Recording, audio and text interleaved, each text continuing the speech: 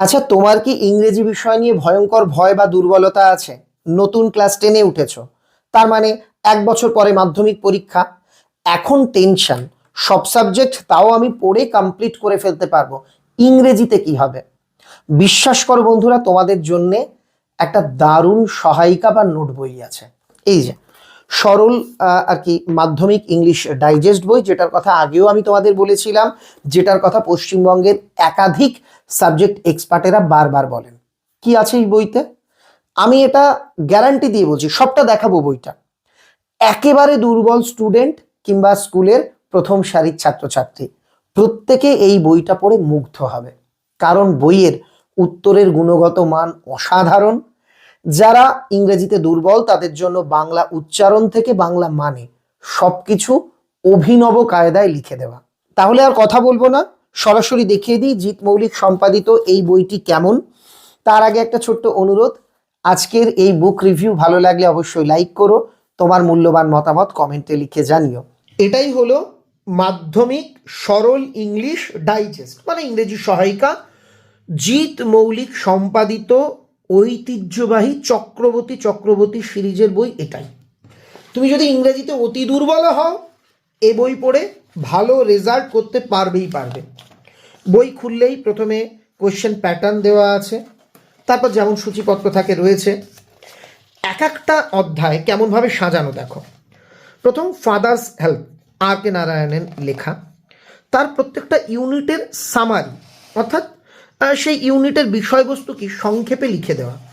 তাহলে কি এতে বঙ্গানুবাদ দেওয়া নেই? দেখো, পাঠ্যাংশের উচ্চারণ, তোমরা যারা ধরো ইংরেজিতে একটু দুর্বল, ভালো করে উচ্চারণ করে পড়তে পারছো না একা একা বাড়িতে, যেমন লাইন, ইন, বেড, এইভাবে ইংরেজিটার বাংলা উচ্চারণ লিখে দেওয়া।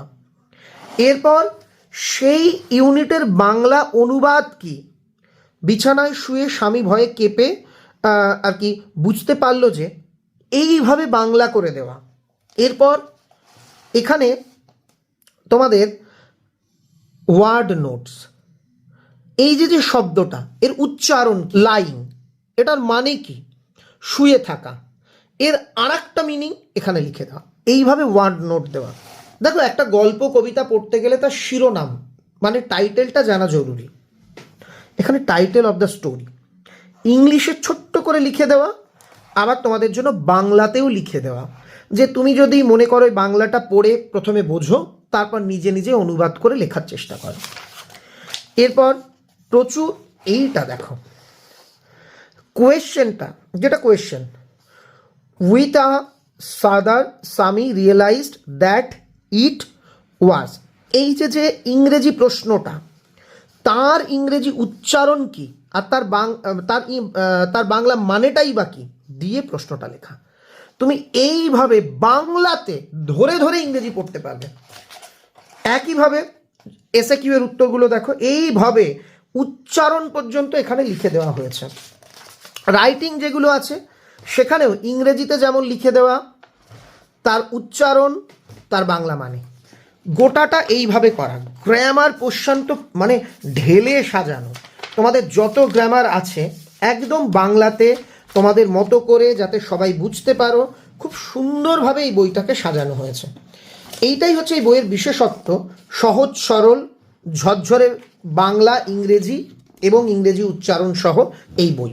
বইয়ের মুদ্রিত মূল্য আছে 499, তবে দোকানে গেলে এর উপর একটা মোটা ডিসকাউন্ট পাবে, একটা বড় ডিসকাউন্ট পাবে। যারা কলেজ স্ট্রিটে এই যে মৌলিক লাইব্রেরির যে অফিস আছে 18-20 শ্যামাচরণ দে স্ট্রিট, এখানে দেখি ঠিকানা লেখা আছে এখানে, এই যে এই অফিসে গিয়ে যারা বইটা সংগ্রহ করবে, ছুটির দিন অফিস বন্ধ থাকে, তারা কিন্তু অনেক ছাড় পাবে।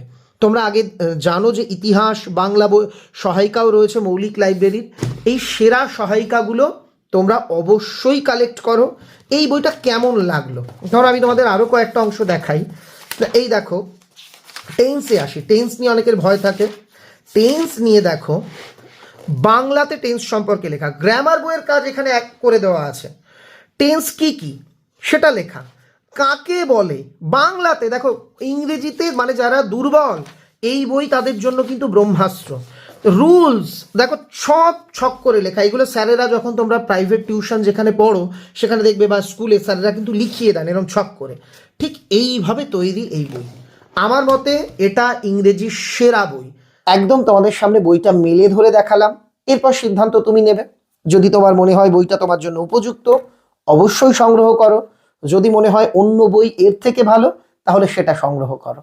আজকের ভিডিওর উদ্দেশ্য হলো তোমাদের সঠিক বইকে জানতে, চিনতে এবং বুঝতে সাহায্য করা। সবাই ভালো থেকো, সবার জন্য রইল অনেক অনেক ভালোবাসা।